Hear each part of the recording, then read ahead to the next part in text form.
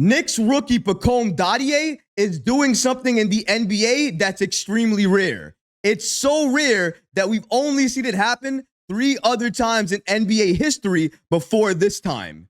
Pacome Dadiet is taking a major pay cut with his first year with the Knicks. We're going to break down exactly why he's doing this and how rare this is. We're going to look at all of this and so much more today.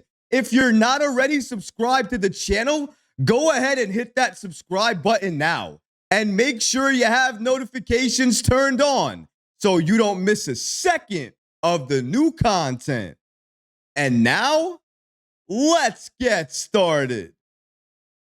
Knicks rookie Pacome Dadiet takes a major pay cut for New York.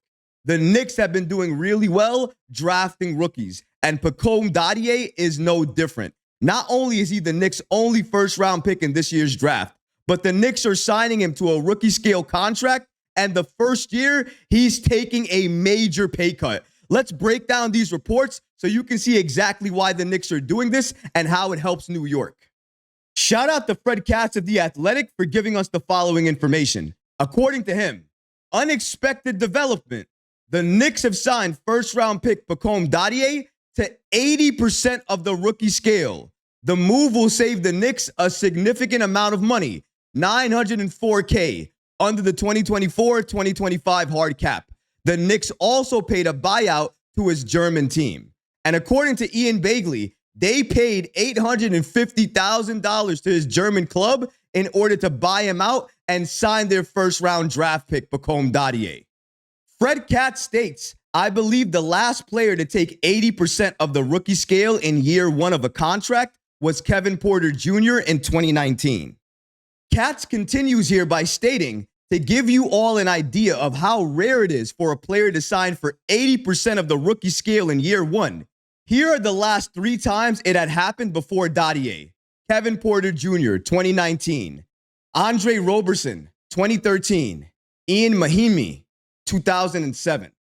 Even though Pacome Dadiet took a pay cut, it's clear the Knicks value him, they think highly of him, and they want him a part of this team. The reasons for that? Well, number one, they bought him out of his German club. They didn't have to do that. If they really wanted to keep him as a drafting stash, they wouldn't have done that. But the reason they did is because they anticipate him playing in Summer League and potentially getting a roster spot and making it on the roster for the Knicks next season. That's important for New York. He is our first-round pick. We have to treat him that way, and we have to increase his value. Not only that, but the Knicks have also ensured that even though he's taking a major pay cut in year 1, the following years of his contract, as mentioned, he is getting 120% of his deal. That means he's going to be getting all the money that he's missing in year 1. So we don't have to feel bad for him at all in terms of the money that he's missing out on. He is definitely going to get that money back and then some. Who knows if he gets sponsorships, endorsements, and anything like that. Being part of New York,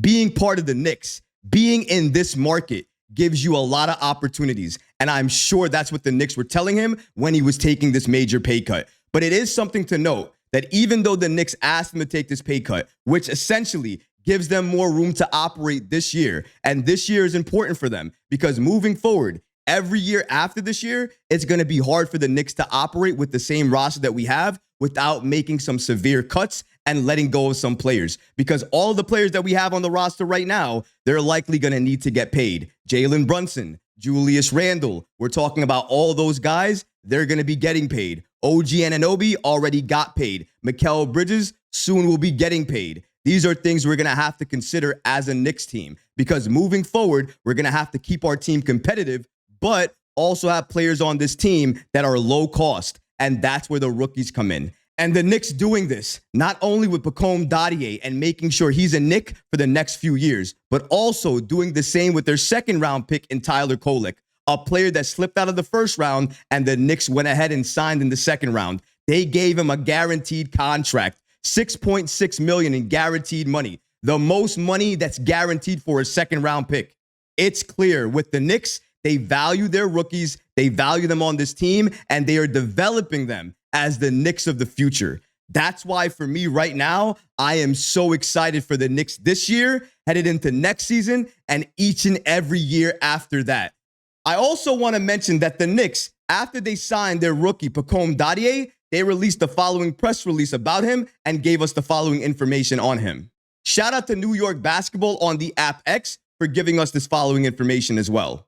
According to them, Pacome Dadiet, 18 years old, 6'9", 220 pounds. Let's make sure we get this all understood.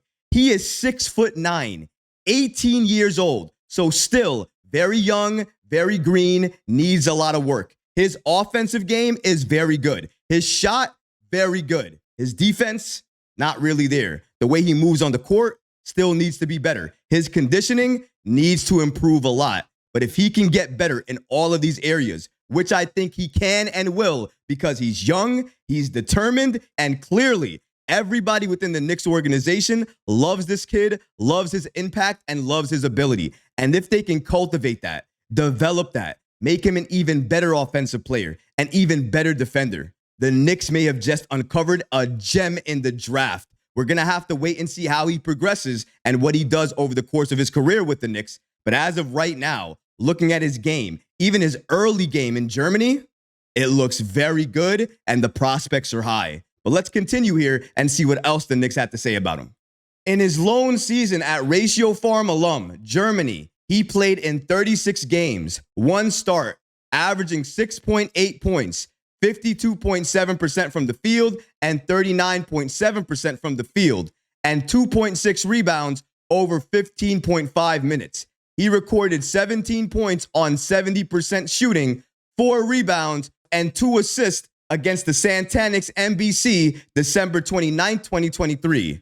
Dadiet also registered 15 points on 55.6% shooting, 5 rebounds, and 1 assist against MHP Ludwigsburg March 31st.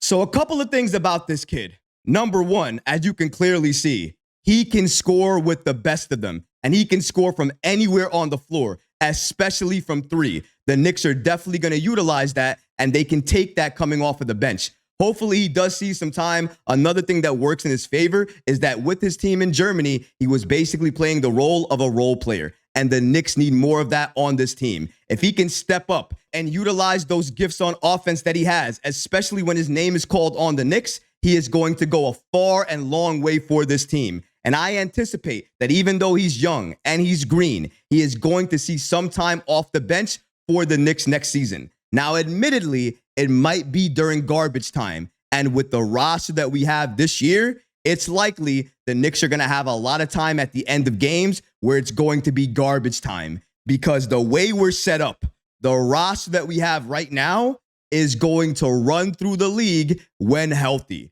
I can't wait for Summer League to start. I can't wait for the regular season to start. I am absolutely hype. Hype for the season that we're going to have. Hype for the roster that we have right now. Hype for the rookies that we're going to be able to see showcased in Summer League. This is important because we're going to see the Knicks of the future. And then come this regular season, we're going to see the Knicks run through the entire league, blow teams out, make a statement, and tell everybody, let everybody know why the Knicks are here. Our time is now. And for the next 4 to 5 years, expect the Knicks chasing an NBA Finals title. And that's something I can't wait to see. And the Knicks are doing it by building their roster right. They're adding the right players through free agency. They're trading for the right players and not giving up the farm in the process. And even better than that, they're drafting again. But what's more important is they're drafting right. They're drafting for talent that they need. And once they identify it, they're signing those players to long-term contracts at a very low cost. That way they can help the Knicks now and in the future. Thank you, Leon. Thank you, Tom Thibodeau. Thank you, Jalen Brunson. Thank you to this entire Knicks organization for creating this culture and giving us this identity. And most importantly, thank you to Pacome Dadiet, our rookie in the first round of this year's draft, who took a lot less in his first year with the Knicks to allow us to have more flexibility headed into free agency of this year so we can sign another impactful player this year. That's important, and it's something we need to praise this kid for. Not a lot of rookies do it, as we clearly just covered, but he did for this Knicks team, and that's important.